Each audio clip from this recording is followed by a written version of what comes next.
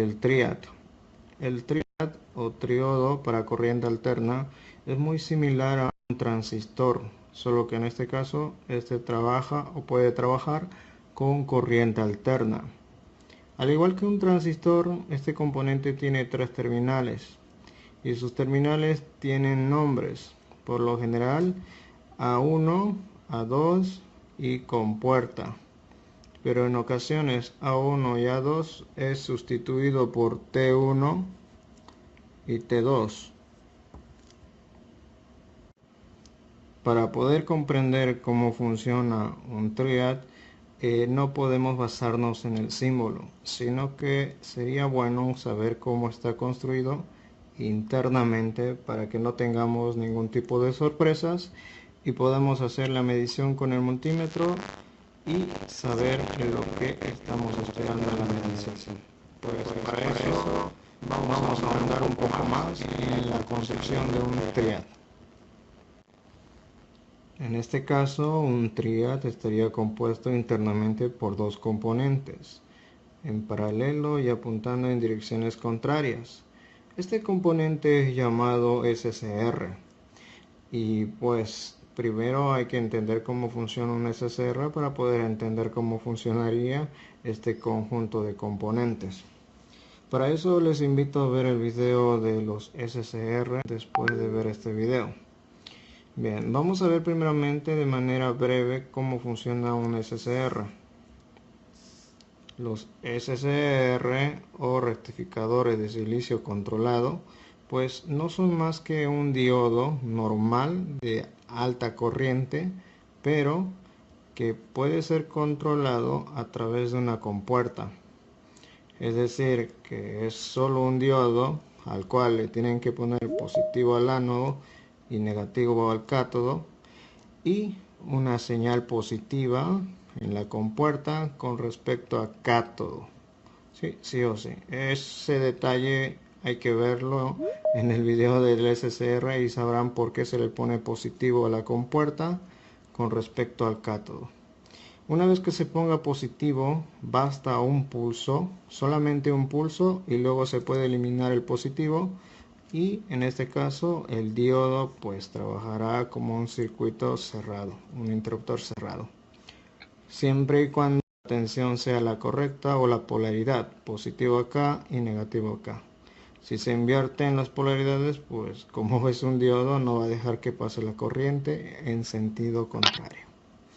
Bien, ahora como ya sabemos cómo funciona un SCR, compuerta con respecto a cátodo, una señal positiva, pues este arreglo de acá funcionaría de la misma forma. Solo que ahora ánodo y cátodo están unidos y reciben el nombre de A2. En el caso de cátodo y ánodo, pues reciben el nombre de A1 o T1 o T2, terminal 2, terminal 1. Y vean que las compuertas se acaban de unir. ¿Ya? Muy bien, entonces al igual que el SCR, si ustedes dan un pulso positivo o un pulso negativo con relación a cátodos, en este caso pues cuando nosotros tengamos positivo por acá y negativo por acá, este diodo será el que conduzca por acá. Recuerden que la corriente alterna pues alterna sus polaridades. Por tanto, en el triad hay 2 SCRs, los cuales trabajan en diferentes momentos. Cuando tengamos positivo acá, pues va a pasar por este SCR hasta A1. Sin embargo, cuando tengamos negativo y positivo acá, pues el que va a trabajar va a ser este SCR, ¿no? Trabajando de aquí para acá. Por tanto, al tener los 2 componentes tenemos esa ventaja de poder hacerlo funcionar como un interruptor para corriente alterna. Los triad en sí son interruptores de estado sólido. Ellos están hechos para reemplazar lo que serían los relés. Estos interruptores electromecánicos normalmente generan chispas y esas chispas en algunos lugares pues suelen ser peligrosos, más que todo en instalaciones de gas. Por tanto, se suele reemplazar por interruptores de estado sólido, los cuales no generan chispas. Ahora, en cuanto a su encapsulado, su presentación, pues los Triad tienen una gran variedad de presentaciones. Típicamente presentan estos encapsulados, pero también disponen de otros encapsulados no tan típicos, es decir, que pocas veces los van a ver o a encontrar. Bueno, en este caso vamos a ver las características que deben tomar en cuenta para poder comprar o sustituir un Triad, tomando en cuenta unos modelos ya específicos. Por ejemplo, tengo el BT137-800E. En este caso, el primer código es el que nos va a indicar de cuánto es el amperaje. Y el siguiente nos va a decir cuál es el voltaje máximo que se debe aplicar entre los extremos. ¿Qué extremos? Pues en este caso sería entre T2 y T1 o A2 y A1. Entre esos extremos no se debe superar un voltaje, en este caso este voltaje de ruptura. La letra E en este tipo de Triad sería más que todo una propiedad interesante que tiene, que enseguida lo vamos a ver. Luego tenemos el BTA16, lo mismo que el anterior. El primer código nos indica de cuántos amperios es y el siguiente cuál es el voltaje máximo de operación. En el caso del último, lo mismo. Tenemos el código que nos dice cuál es el amperaje y el voltaje máximo que se le debe aplicar. La distribución de A1, A2 y compuerta, pues las tenemos acá y todas presentan el mismo orden. Pero nuevamente siempre acudan a la hoja de datos de su componente para estar seguros. Por ejemplo, en este caso me dice que A1 es pata 1, A2 pata 2, A3 pata 3.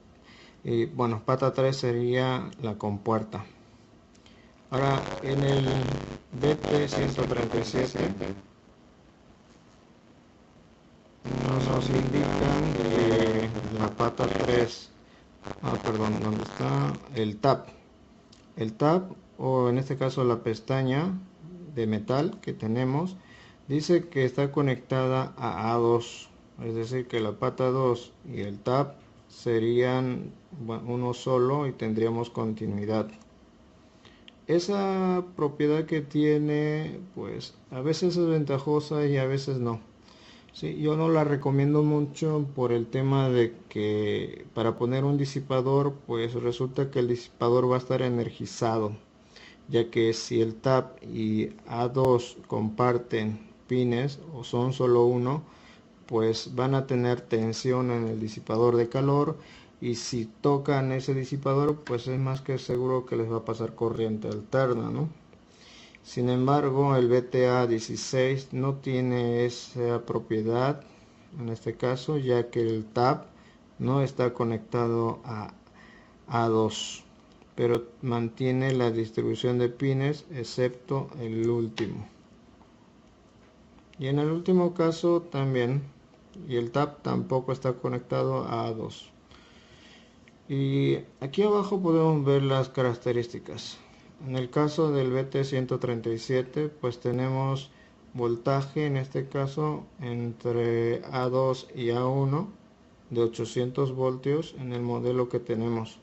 Por si acaso hay de 600 voltios, también creo que hay de 500 voltios. El amperaje, la corriente máxima, sería de 8 amperios y la corriente de disparo lo máximo que requiere es de 25 miliamperes. En este caso puse lo máximo. La corriente de disparo es decir que va a necesitar en la compuerta una corriente mínima en este caso para poder hacer que A2 y A1 funcionen como un interruptor y se cierren. Y en el caso puse las corrientes máximas que se requieren, que es de 25. Es decir, que si yo no pongo 25, pues el interruptor no se cerraría. Pero eso vamos a verlo, ya que estos son los valores máximos, ya que en la hoja de datos nos dan valores mínimo, típico y máximo.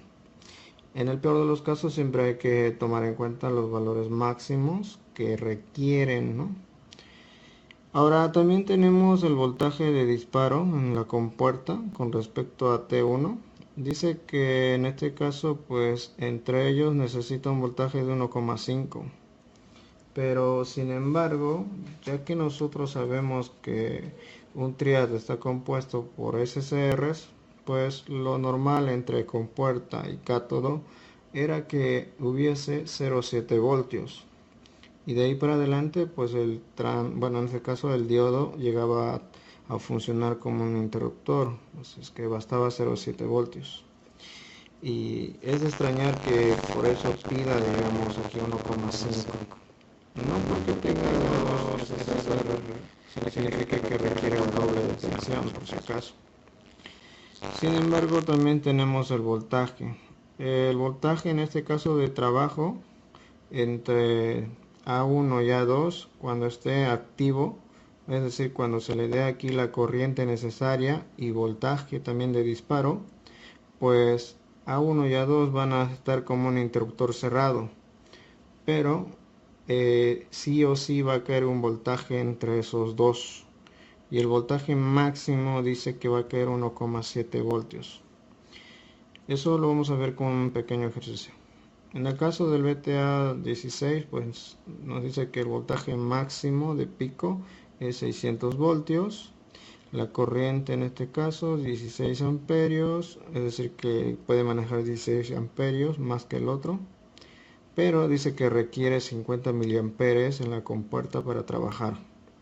Tanto voltaje de disparo como voltaje en estado activo entre A1 y A2 sería de 1,6. Pues prácticamente esos dos parámetros, ¿sí? Voltaje de disparo y voltaje en encendido entre A1 y A2 son lo mismo casi en todos los triad. Es que esos parámetros por lo general casi nadie los toca, los busca o los compara, ya que la mayoría son muy similares. Solamente hay que tomar en cuenta de que si hay voltaje acá entre A1 y A2 multiplicado por la corriente, recuerden que nos va a dar potencia o calor. Pero como la mayoría de los casos pues es muy similar, apenas varía en 0,1 voltios, ¿sí? Así es que por eso no se los toma en cuenta mucho casi. Lo que sí importaría sería la corriente de disparo, ya que el voltaje de disparo también es muy similar. Y vamos a confirmar si es este o si es el 0,7 voltios. En el caso del VTA41 es el que maneja más corriente, 40 amperios. Voltaje de operación máximo 700 voltios, ¿no? Pero requiere más corriente de disparo. Eso también lo vamos a confirmar. Pues pasemos a confirmarlo. Para poder confirmar eso de corriente y voltaje de disparo, pues vamos a armar este circuito. Tenemos un divisor de tensión.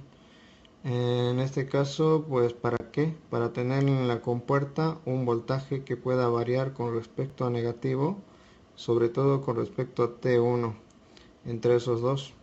Y usaremos una fuente de corriente continua, ya que este de acá puede trabajar en corriente alterna, pero también lo puede hacer en corriente directa.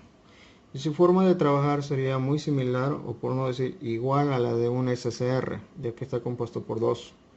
Basta con darle una señal, un pulso de activación, y el triad quedaría enclavado, es decir que el foco quedaría encendido a pesar de que yo le quitara la corriente de mantenimiento. Ahora, para generar un divisor de tensión en este circuito hay un problema, pues un divisor de tensión requiere conexión a negativo y este potenciómetro no está conectado a negativo. Pues lo mandamos a ver para acá. Y ahora sí. Ya tenemos conexión a negativo. Muy bien, ahora necesitamos un potenciómetro y una resistencia. Estos dos componentes vamos a cambiarlos de valor. ¿Debido a qué? Pues recuerden que necesitamos una corriente que venga por acá y vaya a la compuerta y entre al triad. La corriente en este caso, pues la máxima dice que tiene que ser en el de menor valor, pues 25 miliamperes. Y en el de mayor valor, pues 150. Es bastante. Y si ustedes toman en cuenta que tengo un kk y 10k acá y solo 12 voltios, pues es como dividir 12 voltios dividido entre 12k. A lo mucho me va a dar 1,1 miliamper. Y si yo reduzco esto a 0 ohmios y queda solamente el de 1k, pues me va a dar a lo mucho 12 miliamperes, lo cual no podría activar según teóricamente, puesto que 12 es mucho menor a 25. Por tanto, estos valores se van a modificar. La R3 vamos a cambiarla por 200 ohmios o 220 ohmios. Esto más que todo está por seguridad, ya que si el potenciómetro subiese acá y eso llegaría directamente a 12 voltios, ¿sí? Entonces habría un paso directo entre compuerta y T1 y eso generaría un daño en el triad, por lo cual quedaría como una resistencia de protección. Esta de acá la vamos a cambiar a 5K, más que todo porque no tengo de 10K y también para poder variar mejor lo que es el voltaje y la corriente.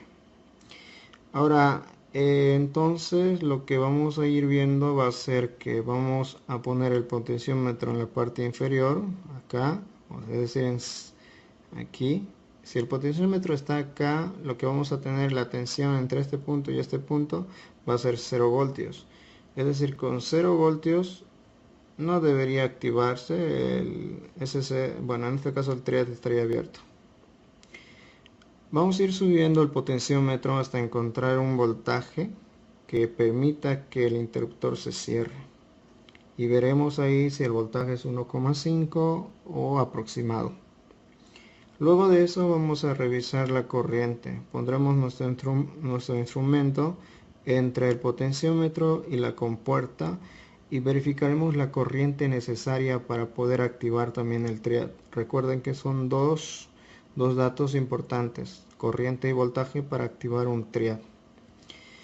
Y vamos a usar una lámpara de 5 vatios para poder simular la corriente, ¿no? Entonces armemos el circuito y veamos los datos que vamos a tener.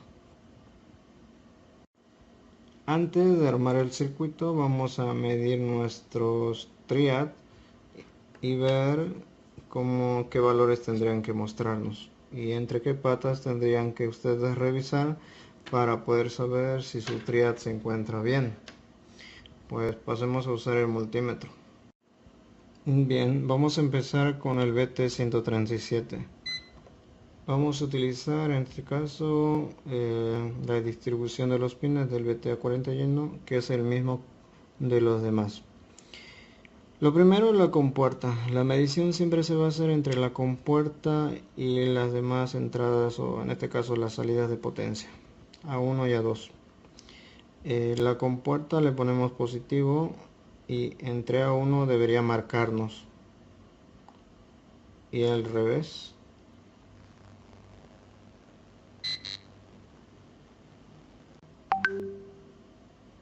También. Vean que el valor medido es el mismo o muy similar si lo invierto también. Ahora, entre la compuerta y A2 nunca debe marcar, no importa si invierto las puntas.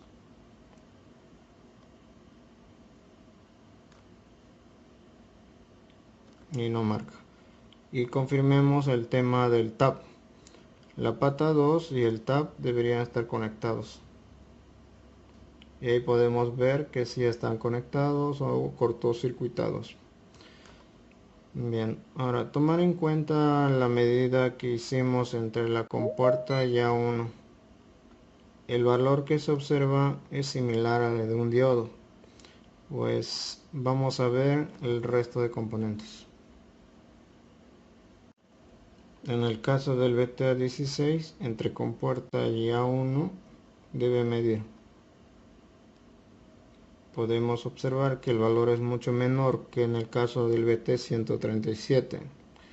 Esto es un indicio de que este de acá requiere más energía para su funcionamiento. Es como tener una resistencia más chica y por tanto deberá pasar más corriente. Hacemos la medida invirtiendo y tenemos el mismo valor o un valor muy similar. Y nuevamente entre la compuerta y A2 no debe marcar. Invertimos las puntas. Ahora A2 con el tap no debe haber continuidad y no la hay. Eso es lo que me agrada del VTA 16 o de la serie VTA. No tiene este inconveniente y puedo conectar este disipador y compartir el disipador con otros componentes o transistores que requieran en este caso usar un disipador común. Ahora midamos el más grande. En el caso del VTA 41, en este momento tengo el VTA 26, pues sería similar al VTA 41. La compuerta A2, A1. Entre compuerta y A1 debería marcar un valor. Y como observan, entre más potencia vaya a manejar un triad, el valor que se observa en la medida es menor. Como una resistencia, pues si quieres manejar más corriente, la resistencia tiene que ser menor. Por tanto, lo mismo pasa. Este tiene un valor mucho menor o un poco menor al VTA 16. Y entre compuerta y A2 no debe marcar. Y entre A2 y el tap tampoco. Muy bien, no olviden en este caso. Supuestamente el VT137 debería manejar menos corriente o requerir menos corriente. Y el resto pues una corriente similar. Armemos el circuito y veamos la corriente y voltaje de disparo. Muy bien, ya tenemos armado el circuito. Tenemos nuestro potenciómetro de 5K. Ahí se ve 5K. La resistencia de 220 ohmios. El triad, un extremo puesto a negativo, en este caso T1. El T2 está conectado a un extremo del foco y el otro extremo del foco está conectado a positivo. Y del potenciómetro, del punto medio del potenciómetro, pues estaría viniendo a la compuerta. Pues en este caso creo que está mal. Vamos a mover el potenciómetro. Ahí estaría. Pues pasemos a probar. Recuerden que ese circuito es el que tenemos aquí, ¿no? Potenciómetro, resistencia de protección, triad y foco. Vamos a subir el voltaje justamente en este punto, en el punto medio del potenciómetro con respecto a negativo. Y veremos desde qué voltaje este se comporta con un interruptor cerrado. Y luego cortaremos la corriente y veremos que se queda clavado, como si fuera un SSR. Bien, pasemos a aumentar el valor del potenciómetro. Vamos a ir viendo que va a ir subiendo la tensión entre la compuerta y negativo. Vean con 0,7 pues se enciende el foco. Así es que desde ese voltaje ya empieza a trabajar el triad. Pues esos 1.5 voltios que vimos sería lo máximo al cual llegaría, ¿sí? O sería necesario, pero en el mejor de los casos pues solamente se requiere de 0,7 voltios. Bien, pasemos a medir la tensión entre A1 y A2. ¿Cuánto es el voltaje que se queda en el componente para poder calcular la potencia o calor que vaya a disipar este? Para eso vamos a mover las puntas. Pues el voltaje en este momento, cuando está encendido o activado el triad, es 0.9.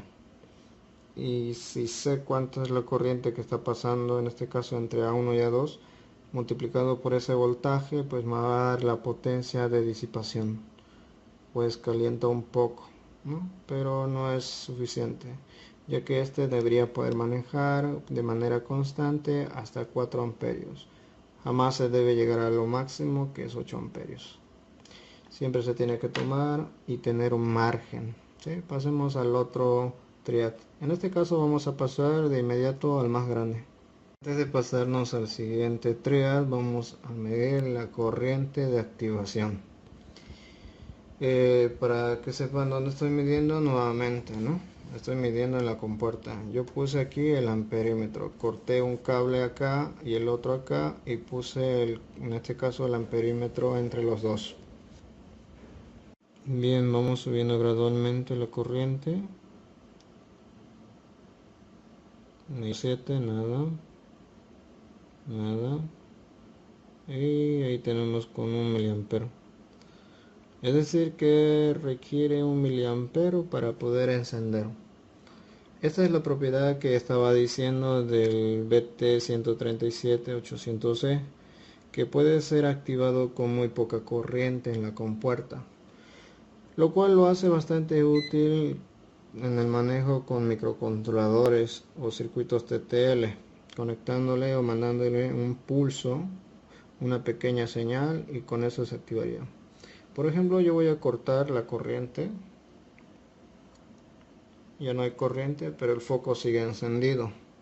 Recuerden que esto está compuesto por dos SCR, por tanto basta un pulso para poder tenerlo activado y ya no se desactivaría, a no ser que las polaridades cambiasen, como es el caso de corriente alterna. Solamente en esa situación pues cambiaría. Bien, ahora vamos a ver cuánto voltaje necesita en la compuerta este triad, el BTA41. Vamos a ir subiendo el voltaje.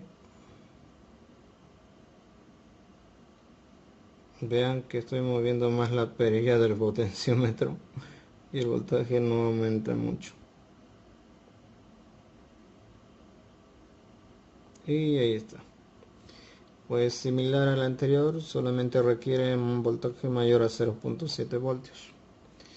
Pues queda confirmado, ¿no? Es igual que un SCR, solo requiere 0.7 voltios para adelante y trabajaría y quedaría enclavado. Midamos la corriente a ver qué pasa. Muy bien, vamos a ir subiendo para medir la corriente necesaria. Tenemos 1 mA y nada. Tenemos 2 mA y nada. Seguimos subiendo. Nada. Y con eso, es decir que necesitamos 10 mA para hacer trabajar a este triad. Y cortamos la corriente y sucede lo mismo que en el anterior caso, ¿sí? Se queda enclavado. Bueno, esos parámetros que vimos en el caso de la hoja de datos, pues en este caso son valores máximos que se deben llegar, ¿no? Acá los tenemos. Esos valores serían los máximos. Sin embargo, se puede trabajar con valores más pequeños. 50 mA no hemos llegado a eso. A lo mucho en el caso del BTA16, pues sería lo mismo que en el caso del BTA41. Solo se requiere 10, pero nosotros tenemos que tratar de mandarle más corriente. Si pide 10, hay que darle 20 a lo mucho. En el caso del BT137, pues este nos pidió mucho menos que en el caso anterior. Entonces solamente requiere de 1 mA. Así que si nosotros le damos 5 mA, pues tranquilamente va a trabajar. Bueno, eso ha sido todo, chicos, y ojalá que les haya gustado y les sirva el video.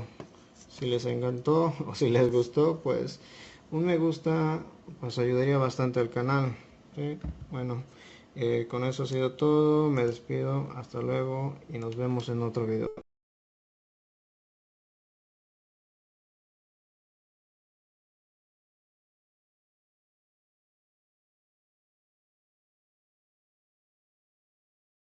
Bien, hemos podido apreciar la forma de cómo se comprueban estos dispositivos de potencia, ¿no? De entre ellos, por ejemplo, el TRIAC, ¿no?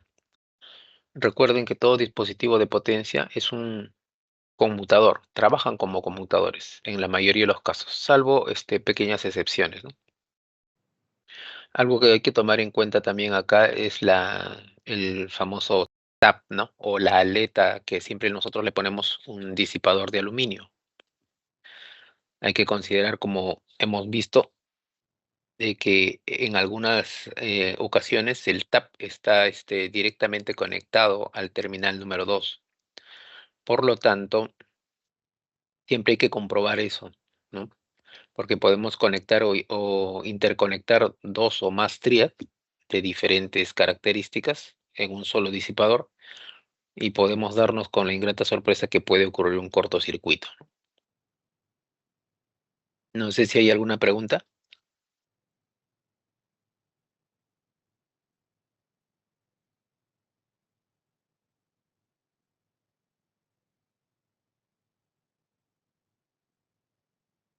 Ya.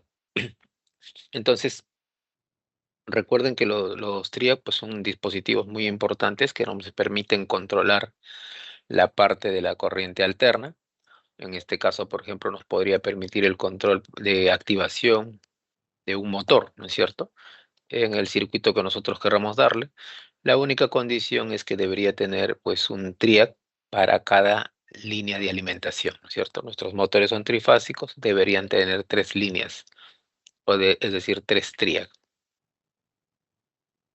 Lo importante acá, recuerden que cuando nosotros estábamos protegiendo, ¿no es cierto?, nuestro circuito de control cuando utilizábamos un relé, empleábamos pues nosotros algo muy importante, ¿no? ¿Y cuál era ese importante? Que le poníamos un diodo, ¿no? Y el diodo normalmente pues estaba conectado en configuración inversa a la alimentación, ¿no? Pero directamente a la bobina del relé, ¿no? ¿Esto para qué? Para que nos permita la descarga de lo que quede almacenado en el momento que yo desconecte el circuito, ¿no? Eso también me va a permitir a mí proteger toda la parte de control. Bien, cuando utilizamos, por ejemplo, motores, ahora, ¿cómo protegemos nuestra parte de control? Recuerden que el ciclo pasado hicimos un pequeño trabajo sobre eso, ¿no? Cuando deja de funcionar mi circuito, lo que yo necesito es liberar, ¿no? Toda la tensión que ha salido por el punto de salida con dirección hacia el motor, pero cuando quito la alimentación, el motor no frena en seco, sigue girando, ¿no? Y ese giro, ¿qué produce entre los terminales? Una determinada tensión.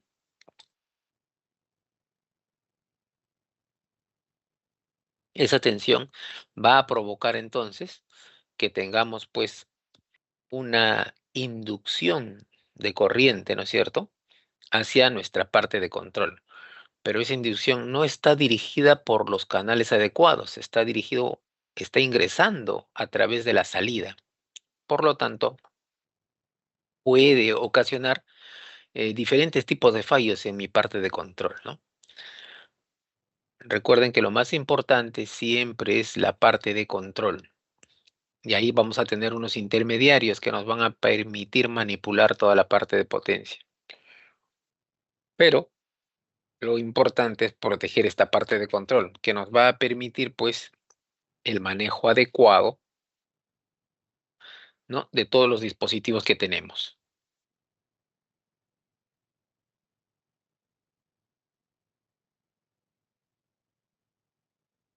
Bien, entonces, ya hemos visto que nuestros TRIAC, pues, son dispositivos que nos permiten el manejo de tensiones y corrientes, dependiendo de las características de cada uno. Hay que tomar en cuenta, por ejemplo, la potencia de mi motor para poder ubicar correctamente o adecuadamente la tensión y corriente de trabajo de mi triac, ¿no? Recuerden esos dos puntos que hemos visto justamente acá en el video y también hemos podido ver cómo se comprueban, ¿no? Entonces, en este caso, nuestros triac son simplemente conmutadores,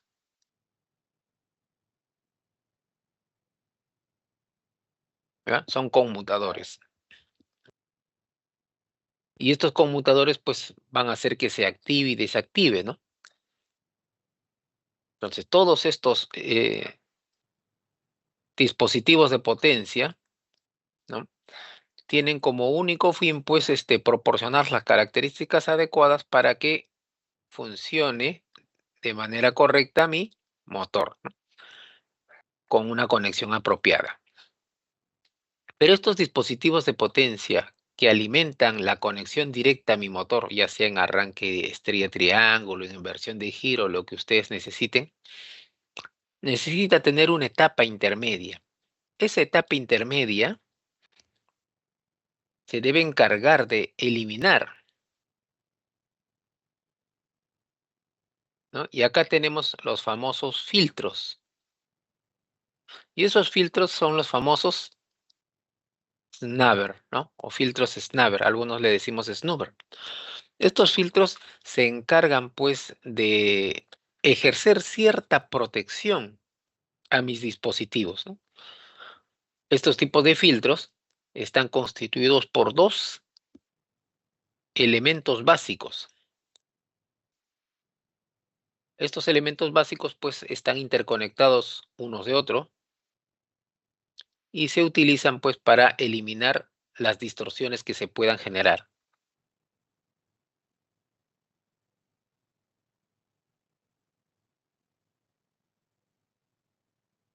¿Ya?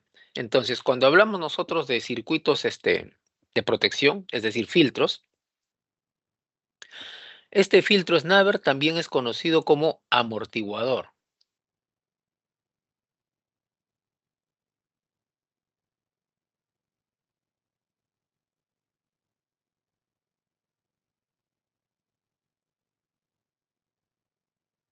¿Ya? Y se conecta en paralelo, ¿no? Ahí están viendo, ¿no? Si esto se conecta en paralelo al motor.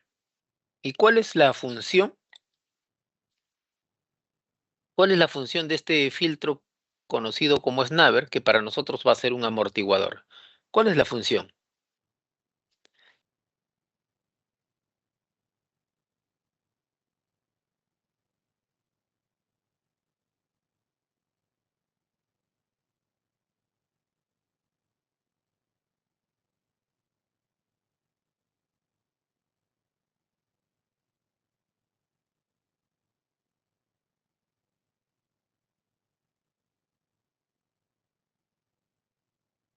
¿Mm?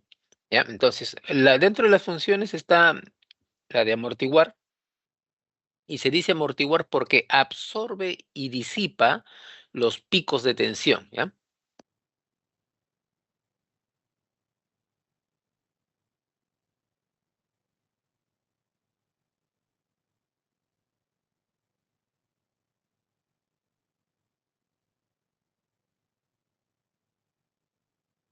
Absorbe y disipa los picos de tensión. Y cuando decimos que absorbe y disipa los picos de tensión, ¿eso qué cosa quiere decir? Que nos protege de sobrevoltajes.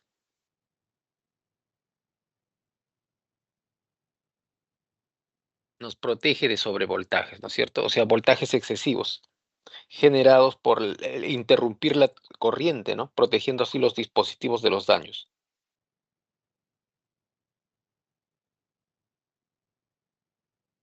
Este tipo de filtros, conocidos como amortiguadores,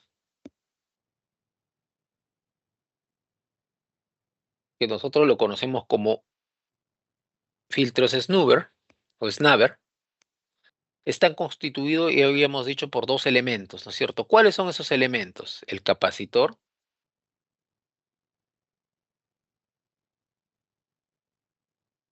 y el otro elemento es el resistor. Ya tenemos esos dos elementos que constituyen nuestro filtro. ¿M?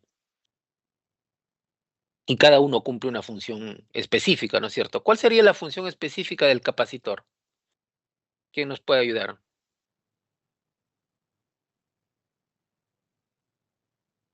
En este filtro Snapper, ¿cuál sería la función específica de este capacitor?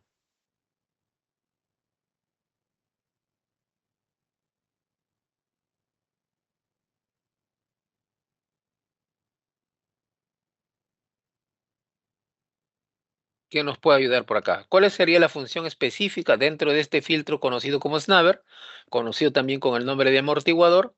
¿No es cierto? ¿Cuál sería la función específica del capacitor en este filtro?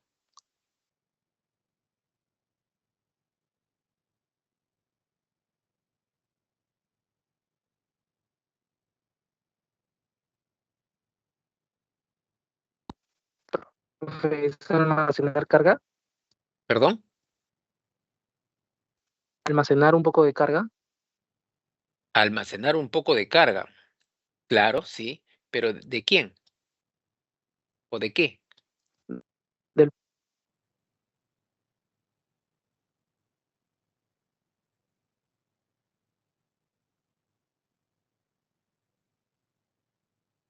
Ya, el capacitor, entonces, como ya lo ha dicho uno de sus compañeros, ¿no es cierto?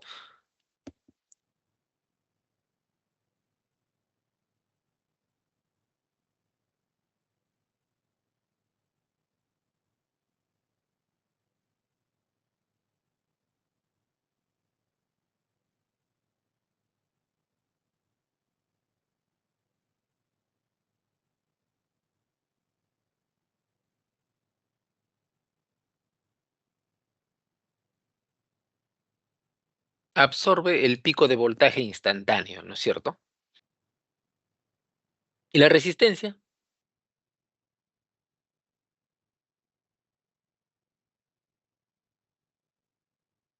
¿Cuál sería la función de la resistencia? Si hemos dicho que el capacitor dentro de este filtro cumple la función de absorber el pico de voltaje instantáneo, ¿no? Ese pico de voltaje que es a veces dañino para nuestros circuitos. De eso se encarga el capacitor. Pero recuerden que una vez absorbido, ¿quién lo tiene? El capacitor. No es que por arte de magia se haya eliminado. ¿Y ahora de qué se encarga el resistor?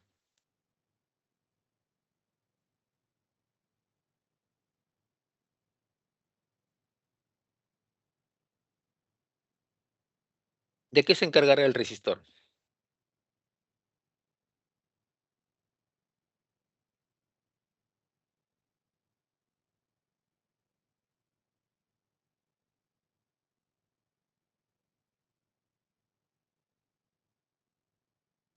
El resistor entonces se encarga de convertir, ¿no es cierto? ¿Qué cosa? La energía absorbida, pues,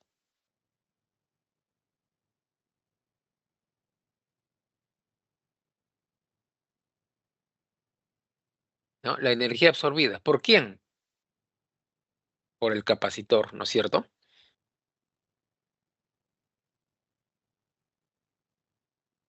Esa energía que es conocida también como excedente,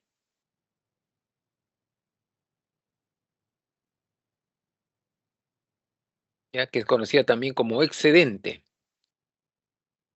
Y la convierten, ¿en qué la convierte?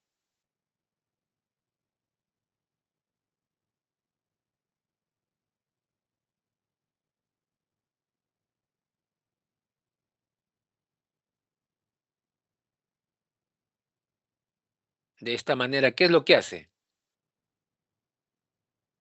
Evita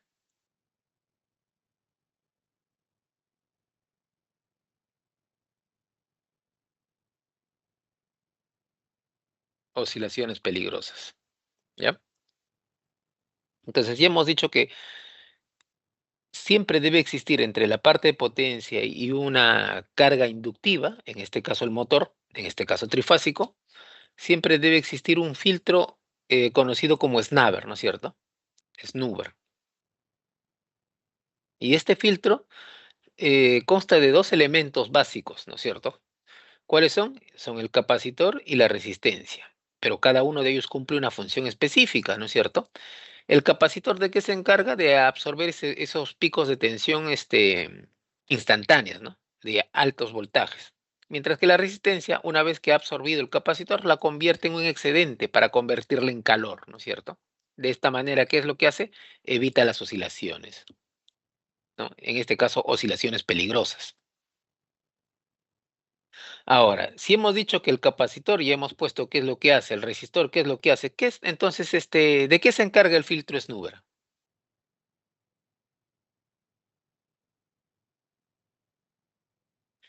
¿De qué se encarga? A ver, ¿quién nos ayuda? ¿De qué se encarga el filtro Snubber?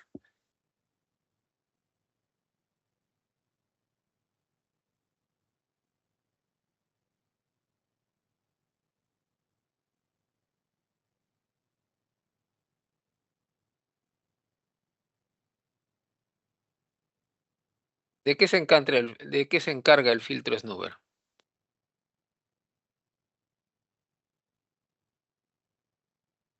¿De qué se encargará? A ver, ¿quién nos ayuda?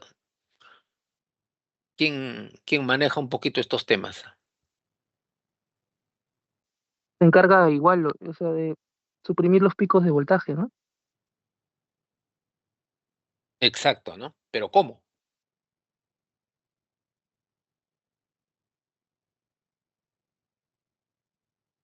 O sea, ya sabemos que se encarga de suprimir, ¿no es cierto? Pero ¿cómo lo suprime? Lanza una oración y se elimina por sí solo. ¿Qué es lo que hace? ¿Cómo es lo que hace esto?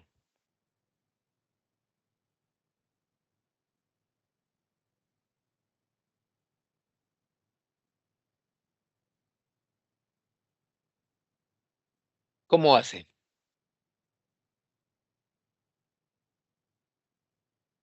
Déjeme buscar un filtro, ¿eh? Absorbe la energía y lo que estoy viendo, lo que he podido googlear es que igual usa componentes adicionales como transistores, diodos, para absorber la energía de manera más eficiente, dice. Ya, pero recuerda que el filtro Snubber solamente está compuesto por dos dispositivos, dos elementos, perdón, no dispositivos. Solamente por capacitor y resistor. Exacto.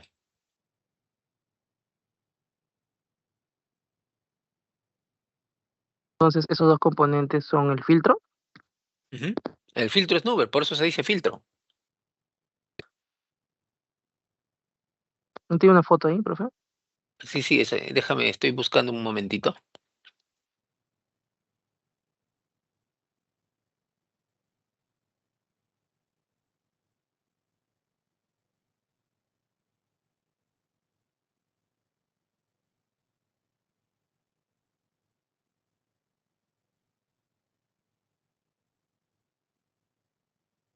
Aquí está, ya encontré uno. Entonces, más o menos el filtro sería así.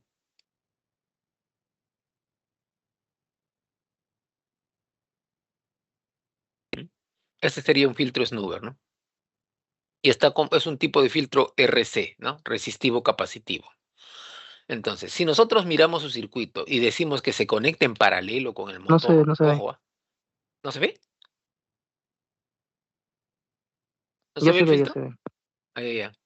Si nosotros decimos, por ejemplo, que debemos conectar un filtro Snubber y decimos, a este extremo derecho debe estar conectado el motor y a este extremo izquierdo debe estar conectado la parte de potencia.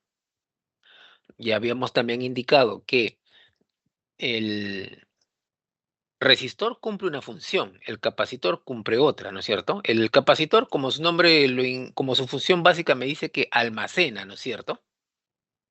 Almacena. ¿Qué cosa almacena? Entonces la energía, ¿no es cierto? Este tipo de energía, ¿no es cierto? O pico de voltaje instantáneo es lo que absorbe para evitar daños posteriores en nuestros dispositivos activos.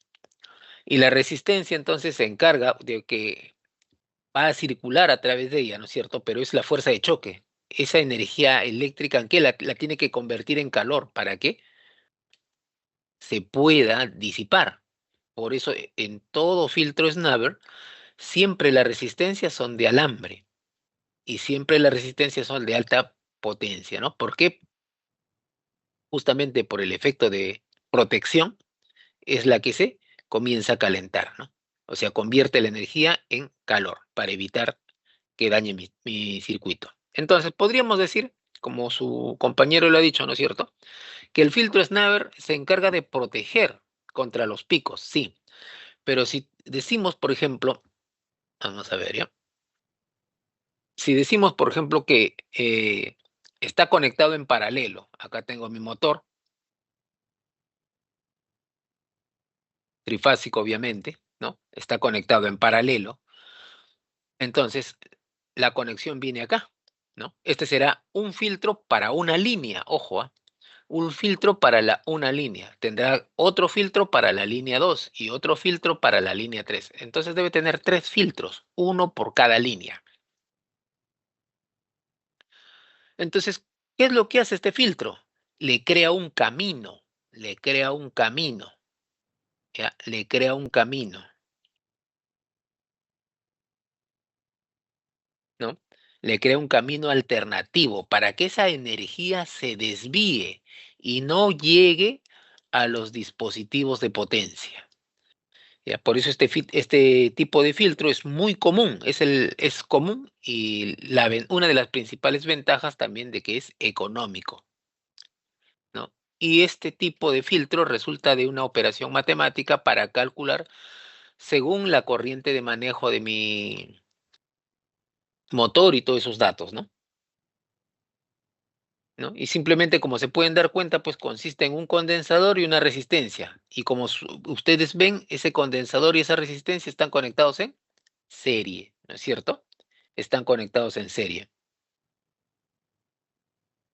¿no? Y se utiliza para proteger semiconductores, en este caso, pues los TRIAC, ¿no? Y cualquier otro dispositivo que trabaje en corriente alterna.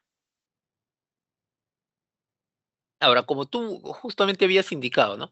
Hay un tipo de filtro que es una variante del Snubber. Ojo, es un tipo de filtro que es una variante del Snubber, porque recuerden que cuando hablamos del filtro Snubber, ya recién recuerdo que es con doble B, ¿no es cierto?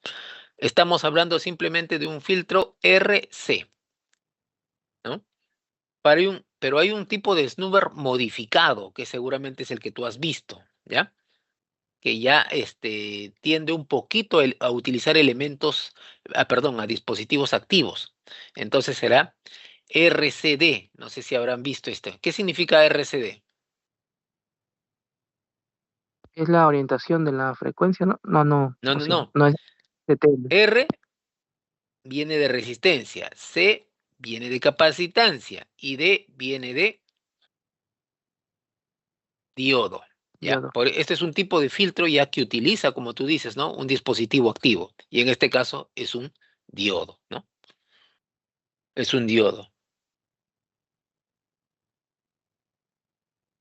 Pero ojo, el filtro Snubber, ¿no? El filtro Snubber, por ejemplo, este filtro de tipo RDC, ¿no? Es un tipo de filtro que solamente trabaja cuando se apaga. ¿Cómo así? Recuerden que nosotros habíamos estado viendo, por ejemplo, tenemos nuestro relé, ¿no? Tenemos sus dos terminales, B1 y B2, ¿no es cierto? A uno lo ponemos directo a VCC, ¿no es cierto? Y a otro a tierra, para que se pueda activar, ¿no? Entonces, yo quiero proteger a mi circuito en el cual está conectando este relé. ¿Qué le hacía? Ponerle un diodo, ¿no? En polarización inversa, porque VCC ya saben que está por demás decir que es positivo. Tierra es negativo, pero miren este diodo. Este sería el cátodo y este sería el ánodo. Está puesto inversamente. ¿Cuándo trabaja? Cuando se apaga todo el circuito y la energía ha quedado almacenada, ¿no es cierto?, en la bobina. porque ha generado el campo. Entonces, ¿qué necesito? Al momento de apagarlo, yo necesito un circuito de descarga. ¿Y quién se encarga de esto? Mi famoso diodo. Lo mismo ocurre acá, en los filtros Snubber. Recuerden, esto ocurre en corriente continua, pero en corriente alterna puedo utilizar estos, ¿no? ¿Cuándo se activa un filtro Snubber? Cuando se apaga el circuito, ¿no es cierto? Cuando se apaga el circuito. Hagan la prueba, por favor, ustedes en algún momento, no sé si tienen un motor a la mano o algo, hagan girar el motor con la mano y prueben si sale voltaje o no por donde debe ingresar tensión. Y ese es el principal peligro que tienen los circuitos de control, ¿no? Porque la energía regresa, ¿no? Y no debería ser así. Justamente para eso son los snubber, ¿no? Conocidos también como super snubber, ¿no? O snubber RCD, resistivo, capacitivo, inductivo. Ahora, de esto hay una versión mucho más mejorada que se conoce como snubber activos y mecánicos, ¿no? Son activos y mecánicos. ¿Por qué? Porque tiene una alta precisión, ¿no? Para controlar la frecuencia dentro de la industria, ¿no? Ahora, ¿para qué me sirve este filtro Snubber? Pues me sirve para, no solamente para proteger mis circuitos de un motor, me sirve para proteger mis circuitos de un relé de corriente alterna, en donde evita que los contactos se suelden o sufran desgaste por arco eléctrico, ¿no? También me sirven las fuentes de alimentación, sobre todo en lo que son fuentes conmutadas. Otra de las principales aplicaciones es también en los motores, ¿no? Porque reduce el ruido electromagnético, ¿ya? Reduce también los picos de tensión en los variadores, en los inversores. No sé si hay alguna pregunta hasta acá. Vamos a ver si encontramos algún dibujito de un filtro. Y el filtro es bastante sencillo, no crean que es complicado y nada por el estilo. Es bastante simple y sencillo. Claro, lo que les voy a mostrar es el filtro Snubber clásico, ¿ya? El Snubber clásico. Este es un filtro Snubber clásico, ¿no es cierto? ¿Ve? Está constituido, acá por ejemplo tenemos dos elementos básicos de construcción del Snubber, que son el capacitor, la resistencia, y este de acá, ¿quién me puede ayudar? ¿Qué cosa es?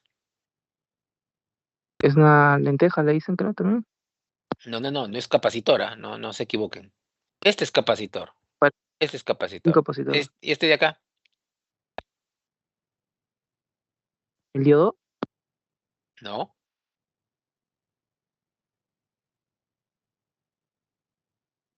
no es un diodo. Es un dispositivo ya en el cual trabajan directamente los electrónicos, ¿no? Vamos a ponerlo por acá al costado. Este es otro, ¿ve? Y ¿no? En la mayoría de los casos, por ejemplo, yo me imagino que alguno de ustedes en algún momento ha tenido un supresor de picos, ¿no? Y por X motivos le ha comenzado a fallar y lo ha desarmado, lo ha destapado. Y dentro de eso ha encontrado este de acá. ¿Qué cosa es? ¿Qué función cumple? Este de acá.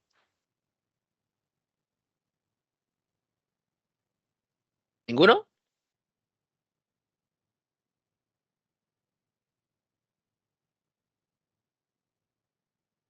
¿A ninguno le ha ocurrido eso? Por X motivos ¿Qué le cosa? falló el supresor de picos, ¿no?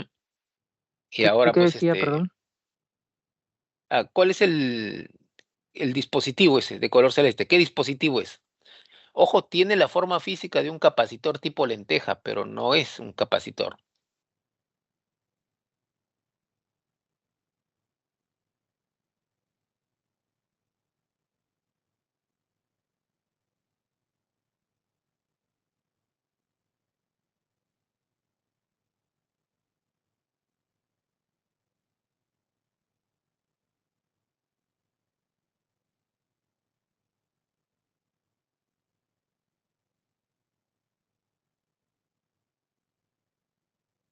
¿Ah? No, profe. No sé qué es eso. Parece una lenteja, como le decía. Exacto, parece, o sea, tiene la forma física de una lenteja, ¿ya? El capacitor ya sabemos que almacena la energía. La resistencia se conecta para que tratar de esa energía se convierte en calor y la disipe, ¿no? Por eso las resistencias se dan cuenta que son grandes, ¿no? Y normalmente son resistencias de alambre. Y este de acá es un dispositivo que se le conoce o cuya función es la de cuando llega a determinado voltaje se abre para proteger el circuito, o se cruza para proteger el circuito.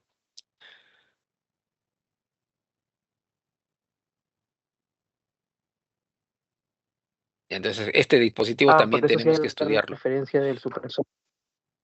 Exacto, por eso les digo, este lo tienen los supresores de picos, ¿no? Porque se supone que nuestra tensión es hasta 230 voltios, ¿no? Dentro de los márgenes, ¿no? Por eso en algunos lados nos dicen que la tensión es 210 voltios, pero, no, 220 voltios, ¿no? Pero hay un porcentaje, por eso 200, el aceptable es hasta 210 y hasta 230.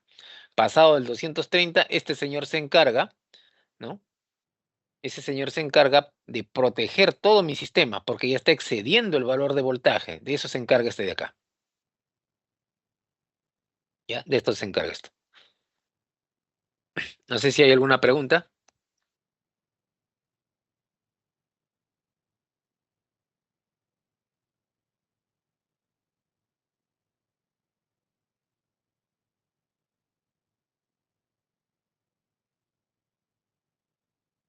Allá, sí, pues eso lo vamos a hacer en la segunda hora. No les he comentado, ¿no? Eso lo vamos a hacer de todas maneras en la segunda hora. ¿O lo quieren hacer ahorita?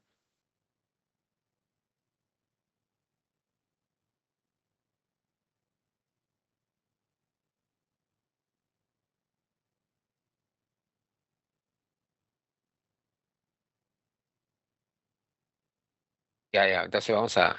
Pero han entendido esta parte, ¿no es cierto? Los filtros de nube son muy importantes, ¿no? Porque dentro de sus curiosidades, ¿no es cierto? Dentro de las características de este filtro, ¿no? Conocido también como amortiguador, ¿no? Se utiliza principalmente para proteger y prolongar la vida útil, ¿ya? En este caso de los dispositivos de potencia.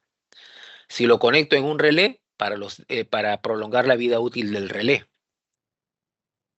¿Cómo lo hace? Con su función principal. ¿Cuál es la función principal? Es reducir los transitorios durante la conmutación del relé, ¿ya? Entonces, vamos a ver lo otro, ¿ya? No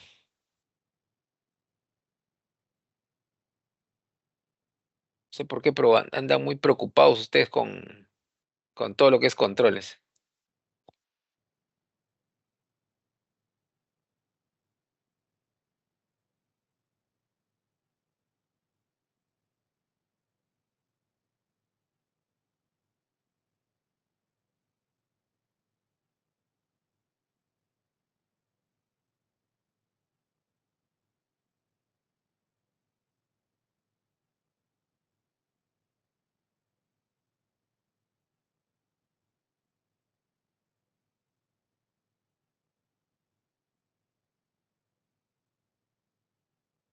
Vamos a abrir una nueva hojita entonces.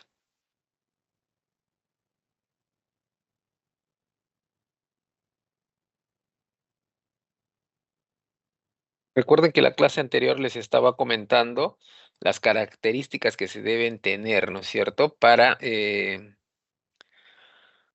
poder resolver ese tipo de ejercicios, ¿no? A tratar de resolver entonces un problemita, ¿ya? Aquí les vamos a plantear entonces un problemita, algo sencillo nada más.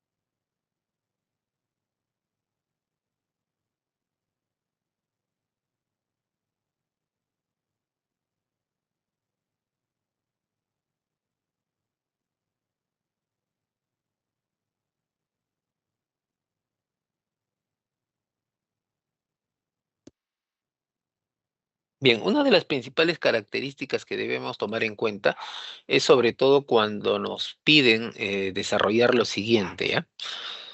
A ver,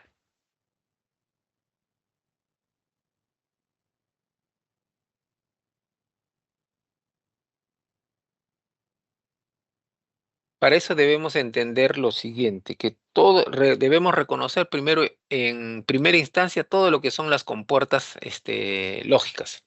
Y dentro de las compuertas lógicas hay un, un circuito integrado que también debemos de conocerlo. Si queremos entender que va a ser, no quiere pegar, ¿no? ¿Están viendo mi pantalla? No, no se ve, profe. A ver, vamos a ver.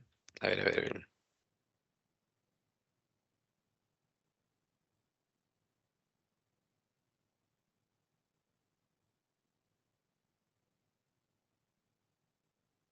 Y ahora sí.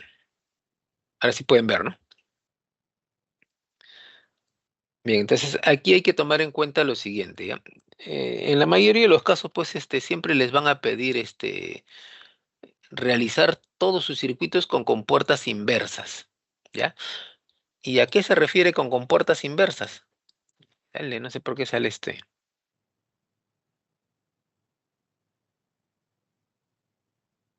Bueno, las compuertas inversas, pues, son las negaciones, ¿no? Vamos a ver.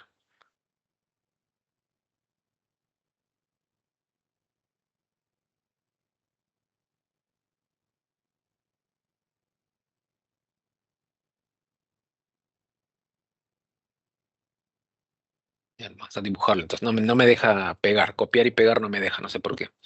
Pero bueno, vamos a desarrollar entonces lo siguiente. Ya. Siempre, por ejemplo, nosotros estamos familiarizados con la manipulación y uso del circuito integrado de la serie 74. Dentro de estos circuitos integrados de la serie 74, en la mayoría de los casos, siempre tienen esta disposición, ¿no es cierto? Para indicar muestra, acá tienen un hoyuelo para indicar que esta es la patita número 1. En este otro extremo tenemos la pata 7, en la parte superior la parte 8 y en el extremo superior al de la 1 tenemos la pata 14. Es decir, en la mayoría tienen 14 pines. Ojo, no todos, ¿ah? Pero en la mayoría tienen 14 pines. Y todos están alineados de esta forma, ¿ya? ¿Qué cosa quiere decir esto? Pata 2, salida es 3, ¿no? Y lo mismo acá. Terminal 4, terminal 5, salida 6. Son 7 por cada lado y así sucesivamente. Pero hay uno que es, como en todo lugar, ¿no? Siempre hay un Contreras, ¿no? Acá también hay un Contreras. Y ese Contreras es el famoso,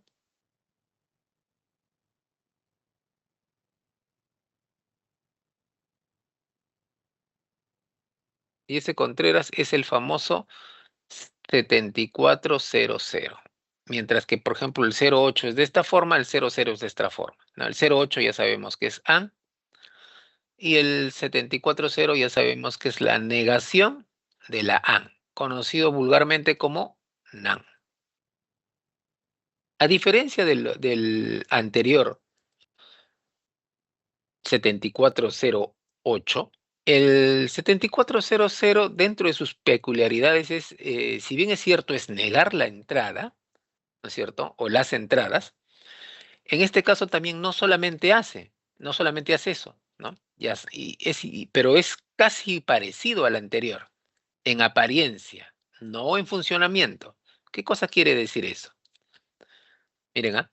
tenemos el terminal, un hoyuelo que me indica que este es el pin número 1, el terminal 7, el terminal 8 y el terminal 14. Sabemos que el 7, en pocas palabras, es tierra o GND, ¿no? Y el 14 es terminal BCC o conexión positiva. Es decir, tiene 7 pines por cada lado. Acá será terminal 1, 2, terminal 3, terminal 4,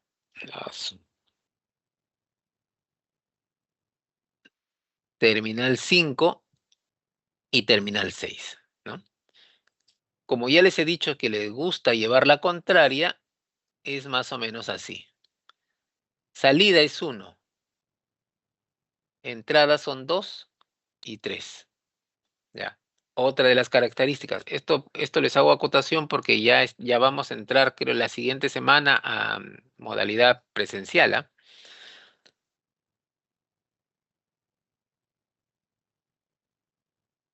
Salida es la 4, entrada es 5 y 6. ¿Ven? Es lo opuesto. Aparentemente la forma física es la misma, ¿no? Aparentemente la forma física es la misma, pero nos damos cuenta que internamente es totalmente distinto. Por lo tanto, las conexiones son totalmente diferentes, ¿no? Si no podemos llegar a manipularlo. Aparte de eso, a ver, ¿dónde está esta cosa?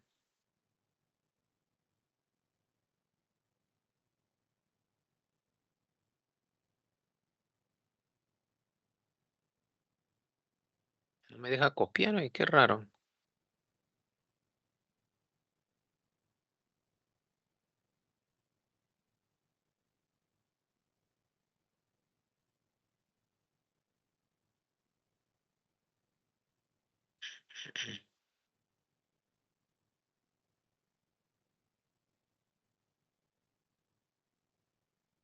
A ver, vamos a ver si me deja copiar esto, ¿ya?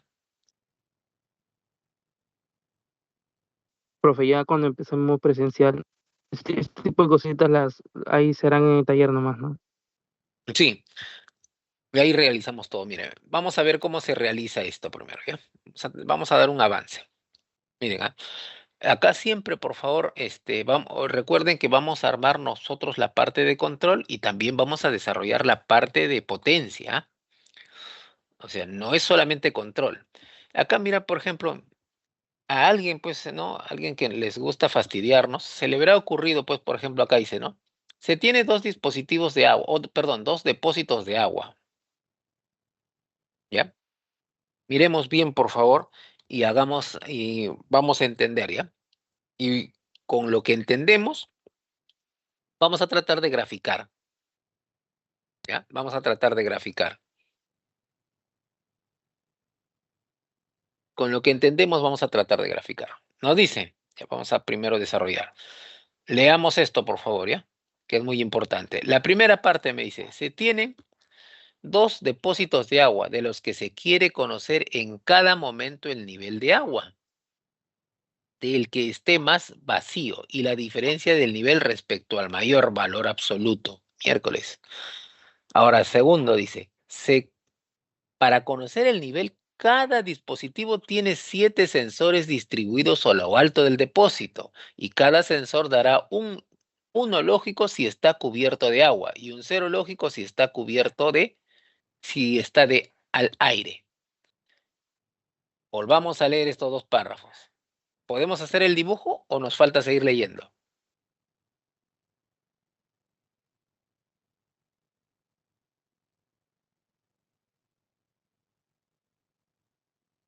¿Me Bueno, escuchan? hasta un punto puedes dibujar, ¿no? Ya sabes que son dos depósitos, Ya, uno es cuando entonces está vamos a lleno, ir. pero Ah, ya, me vacío. guían entonces. Ya. Este va a ser, por ejemplo, eh, depósito 1, por decir. Ya, este va a ser depósito 2. ¿Qué más?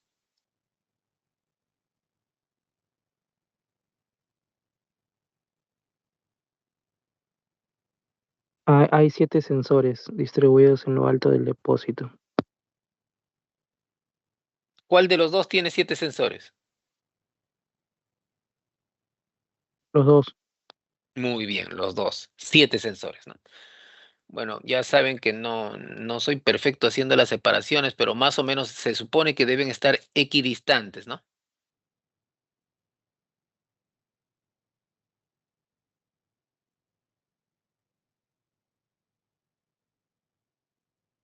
Y ahí está, 7. ¿Está bien o no? Ya.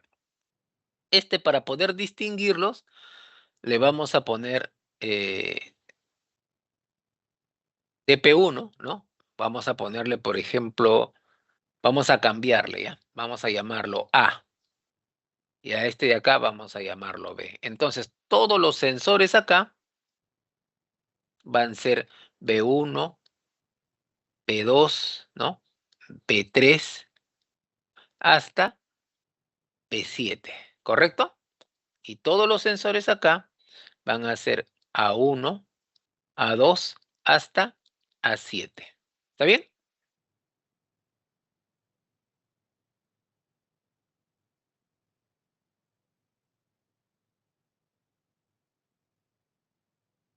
¿Qué me dicen? ¿Está bien? Así va a ser, ¿no es cierto? ¿O no? Sí. Ya, perfecto. Hasta ahí estamos todos de acuerdo. Ahora, sigamos mirando. ¿Cuál va a ser el 1 y cuál va a ser el 7 acá? ¿Cuál va a ser el 1 y cuál va a ser el 7? Y después acá, ¿cuál va a ser el 1 y después el 7? Yo diría que el 1 iría abajo, ¿no? Ya, entonces, para ti este sería A1, A2, A3, A4, A5, A6 y A7, ¿correcto? Claro, porque el Eh, agua se llena de abajo hacia arriba, pues. ya. ¿Alguien que esté opuesto a lo que diga acá nuestro amigo Martín? ¿Alguien que no piense igual que Martín?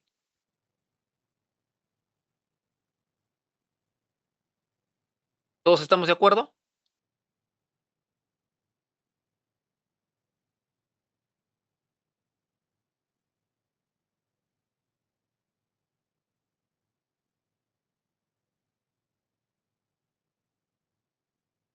Exacto, eso. Si está al revés, ¿qué hacemos?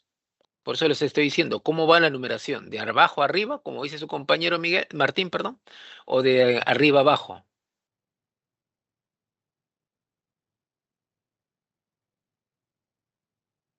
Ujú.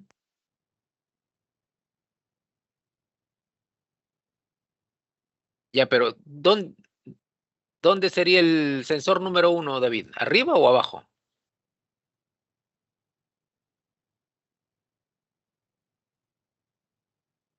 O sea, acá sería A1, perdón, acá sería B1,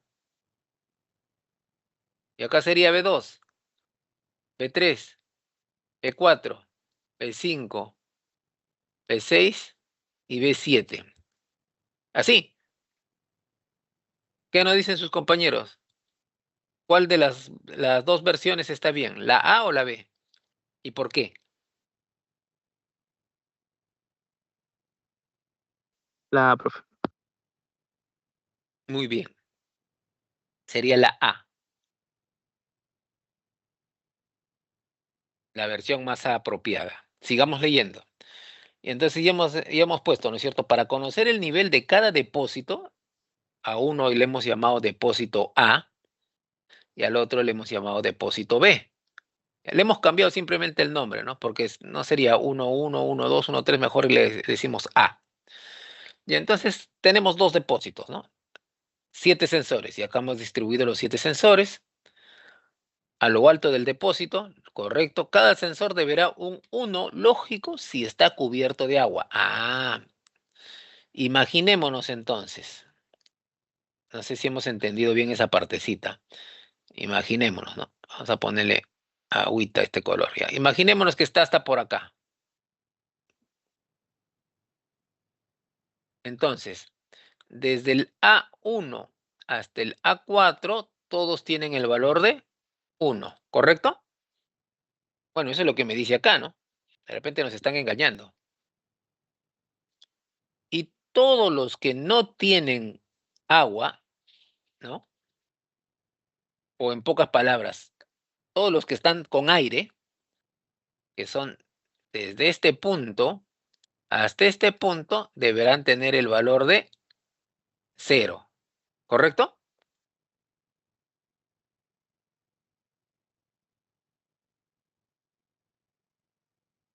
Está bien, profe. Listo. Entonces ya tenemos nuestra tablita. Ahora, nos dice, la salida se dará mediante un display de 7 segmentos. ¿Conocen ese dispositivo o no? Ya. Serán de 7 segmentos. Uno para indicar el nivel de vacío, ¿no? Y otro para indicar la diferencia. Ah, miércoles. O sea que ya no, es más complicado, ¿no? Es más complicado de lo que pensábamos, ¿no? Porque bien claro nos dice, ¿no? Se tienen 7 sensores, ¿no es cierto? Va a ser representado en un display de 7 segmentos, pero acá nos dice uno para indicar nivel de vacío, otro para indicar diferencia. En pocas palabras, ¿qué nos está indicando? Que hay dos displays, ¿no es cierto? Hay dos displays. No hay uno, hay dos. ¿Correcto? Porque uno me va a dar un valor y el otro me va a dar la diferencia de los dos valores. A ver, sigamos mirando. A ver, ¿qué nos dice acá?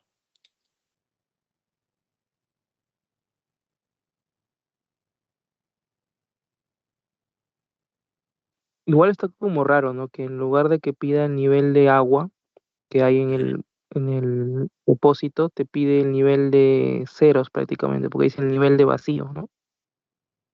¿Ah?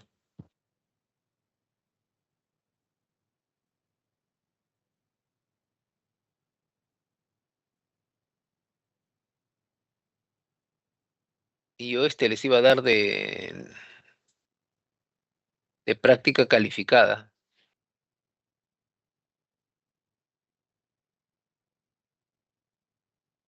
Ya, aquí nos dice, por Que ejemplo, sea ¿no? Y ahí parecido, está. Ah, que sea aquí está, ¿no es parecido, cierto? digo. Esto es todo lo que es el enunciado, ¿no? Me dice que vamos a tener dos tanques de agua o dos bidones de agua, cada uno milimétricamente medido para saber cuánto agua hay y cuánto o cuán vacío está uno del otro, ¿no es cierto? Y acá nos dice, ¿no? Tendrán dos displays, o sea, dos números. Uno me va a indicar el nivel de vacío y el otro me va a indicar la diferencia.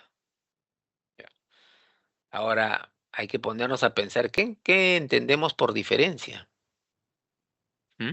Y Diferencia aquí viene a están. ser el nivel del agua, entonces, pues, ¿no? Ujú. Se tienen 7 sensores para conocer el nivel. O sea, ya no vamos a tener 4, vamos a tener 14 sensores. 7 para el A y 7 para el B.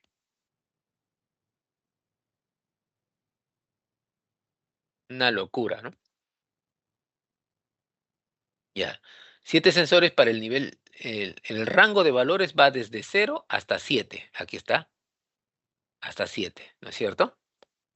Sería de uno Se a 7. supone que ningún sensor va a fallar. Ojo, ningún sensor va a fallar. Lo que vamos a fallar vamos a hacer nosotros. ¿Cómo hacemos?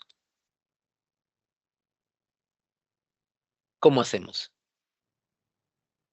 Por lo tanto, si un sensor indica uno lógico, todos los sensores que estén debajo deberán dar un uno lógico. Ah, ya, ¿qué cosa quiere decir?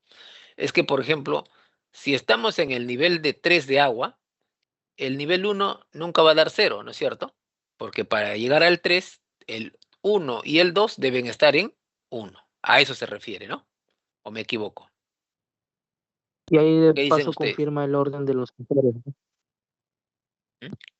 ¿No? Se supone que dice, ¿no? Van de 0 al 7, aquí está. Yo he puesto, me piden el 0 al 7, yo he puesto del 1 al 7 para llevar la contra, ¿no? Ya está, del 1 al 7, listo. Se supone que ningún sensor va a fallar, ojo, a ninguno. Por lo tanto, si un sensor indica 1 lógico, todos los sensores que estén debajo de él darán un 1 lógico. ¿Por qué? Porque el agua los cubre, pues sí o no. El agua, si llega hasta yo digo que está en el nivel de agua, está en el 4, o sea, ha cubierto el 1, el 2 y el 3, ¿no? Por lo tanto, esto se debe tomar en cuenta. A ver, vamos a ver qué locura nos piden. Dice, se pide realizar el diagrama de bloques del circuito. Para el diseño se podrá emplear cualquiera de los siguientes bloques sin necesidad de descubrir en puertas. No todos son necesarios. Acá hay que utilizar todos estos, dice, ¿no? Todos ellos de uno o varios bits. Además, se podrá emplear cualquier tipo de puerta lógica. Ahora viene la pregunta. ¿Podremos implementar esto en físico o solamente se queda en papel?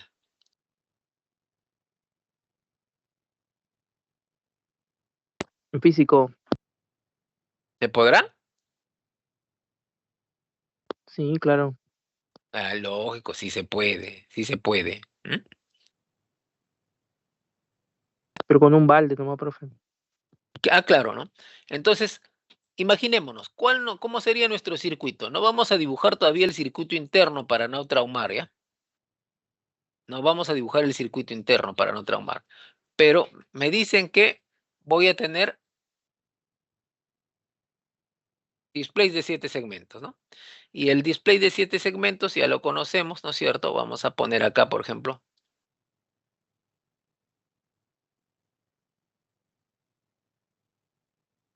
¿No? Este es, ¿no? Este es el display de 7 segmentos. Si yo cuento 2, 4, 6 y 7, ¿no? Ahí están los 7 segmentos. Este segmento es conocido como A, B, C, D, E, F y esta es la G. Para alimentación, así es, ¿no? Entonces, y este display forma números. Ya, forma números. Me dicen que tenemos dos displays.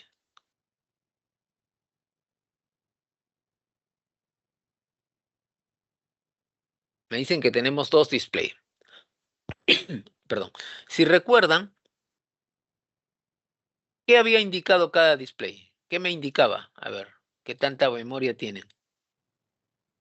Uno el nivel de vacío y el otro la diferencia. Ya, pero tradúcelo a un idioma que nosotros podamos manejar. ¿Me dijiste el primero es el? El nivel de vacío te piden. O sea, Ya, te nivel de pide vacío. cuánta agua Ya, falta. entonces, podríamos decir, me hablas de nivel de vacío, yo le podría decir, pues, ¿no? Diferencia de nivel, ¿no? ¿Se podría, no? ¿O no?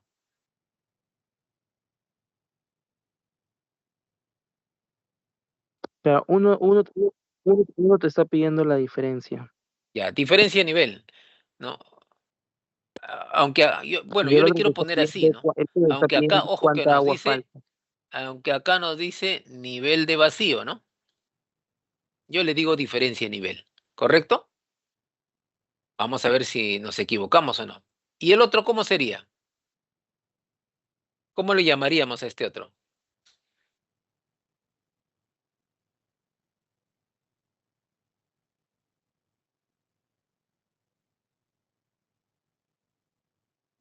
Nivel de agua nomás. Ajá, podríamos ponerle nivel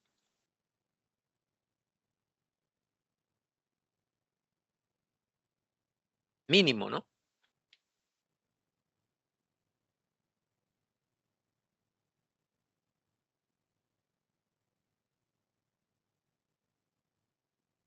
¿O no? ¿Ustedes qué me dicen?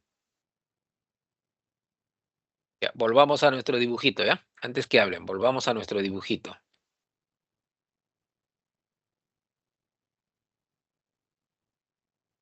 Volvamos a nuestro dibujito.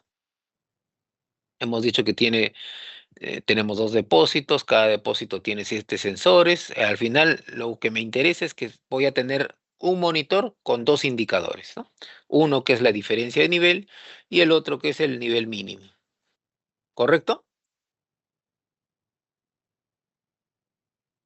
¿Está bien? No, profe, te está pidiendo el nivel de vacío y el otro te pide la diferencia. O sea, es como si fuera, yo entiendo que es como si fuera un celular, Por ejemplo, ahorita mi celular está al 6%. El nivel de Ya, vacío de pero mi celular, ¿cuál es tu nivel de vacío? 94%, 94% ahorita. No, pero ¿cuál es tu nivel de vacío de tu batería ahorita? 94%, porque el mío está al 6%, ¿cierto? Es lo que le falta para llegar a estar completo, pues, ¿no? ¿Ya? ¿Estamos de acuerdo? Y ahora, la diferencia viene a ser lo que tengo, pues, ¿no?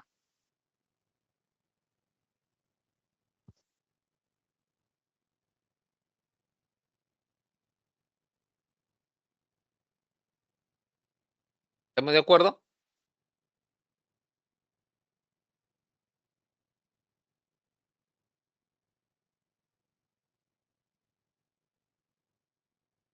¿Cómo le vas a decir eso? Está Claro. intentando ayudarnos. Sí. No, es que, claro, que yo lo entiendo que el nivel de vacío son los niveles que le faltan para estar lleno, pues, ¿no? Exacto, muy bien. Y la diferencia viene a ser el nivel de agua actual. Ujú. Que vendría a ser el... Por eso, como usted lo ha puesto, yo creo que está al revés.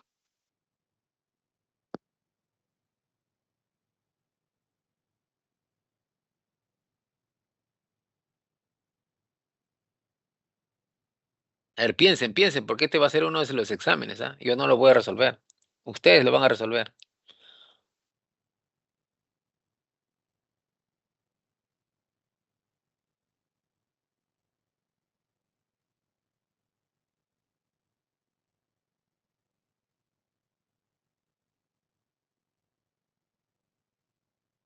Estamos por buen camino.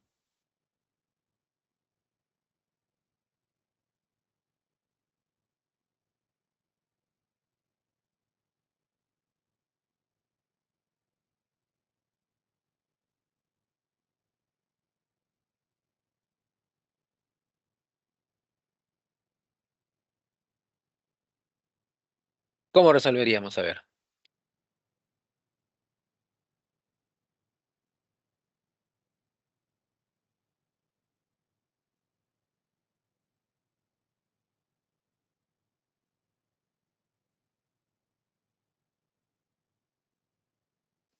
Prácticamente ya tienen el examen por anticipado, ¿ah? Toca resolverlo nomás. Pero ya, profe, hay que dejarlo como usted dice, la diferencia del nivel que indique cuánto falta, pues, ¿no? Y el Ajá, nivel mínimo que indique cuánto tengo ahorita o nada más. claro. Sí, está bien. Entonces, intentemos resolver, a ver.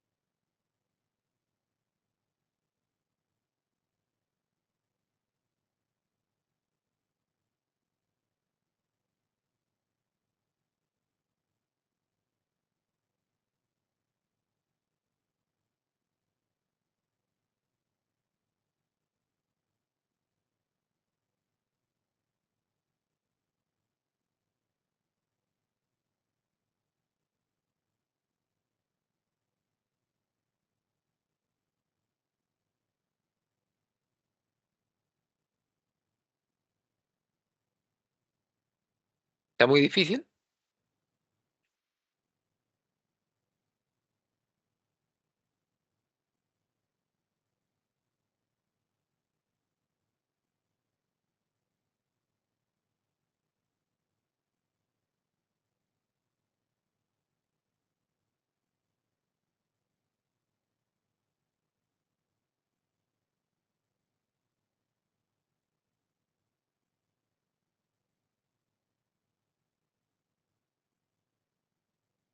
A ver, ¿quién se anima? Y ese es uno, ¿ah? A ver, a Güere que le gusta la neumática.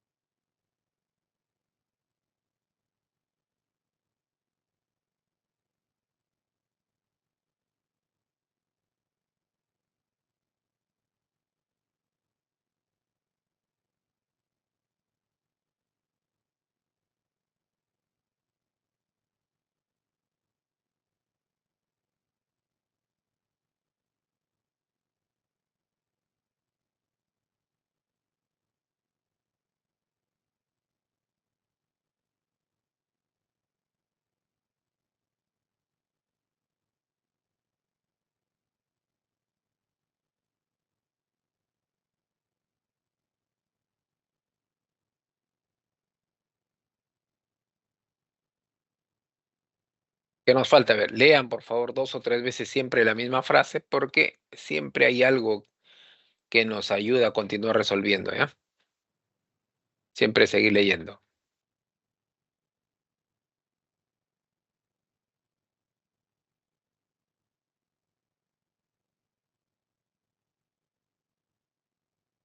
Vamos a pasar a asistencia. Los que están con cuenta institucional no tengo ningún inconveniente, ¿ya? Vamos a ver entonces. Profe, hinchi, estoy 50 institucional. Pero si estás con tu cuenta institucional ahorita, ¿o ¿Seguro? no? No, creo que no. ¿Ah? No, es ¿No? que mi cuenta es así, tiene nombre y apellido completo. Ah, ya. Ya, ya, está bien entonces. Vamos a pasar a asistencia, por favor.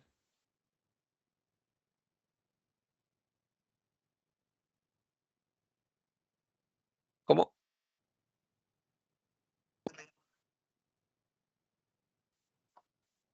No, no, o sea, si tú sigue leyendo y vas a darte cuenta cómo poder cómo poder resolverlo. Ya vamos a pasar a asistencia un momento.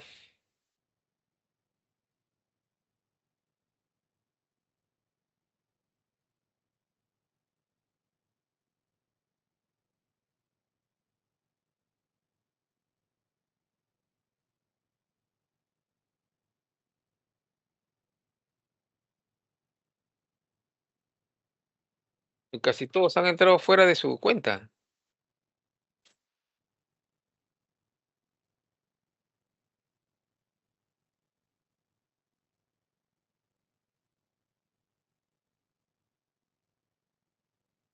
Y bueno, vamos a descargar la lista de asistencia nuevamente. Me indican, por favor, los que están con cuenta externa para ponerles asistencia. Martín Hinchi Jiménez. Ya, ¿quién más? Udeña Condori Anderson. Ya, van dos.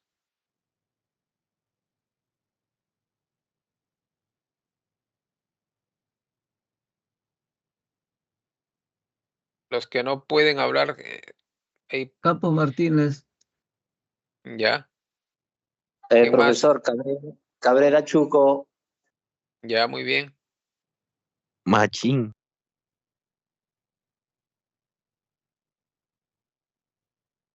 Hacia adelante, Dark, que diga. Así pues, Dark ha puesto, ¿no? Caballero, Sus. profe Caballero. Ah, ya, ya. Luis Caballero. ¿Alguien más? Así, Caballero, su amigo íntimo de David. Ah, ya, perfecto. Listo, porque los que han entrado con cuenta institucional no tengo ningún inconveniente. Ya. Hola, profe, ¿qué tal? Puyo Montes, profe. Puyo Montes, Rafael Antonio. ¿Estás con cuenta institucional? No, profe, es mi cuenta propia. Ok. Ya listo. Ya, Ya, muchas profe. gracias. Esto lo vamos a continuar con el otro grupo.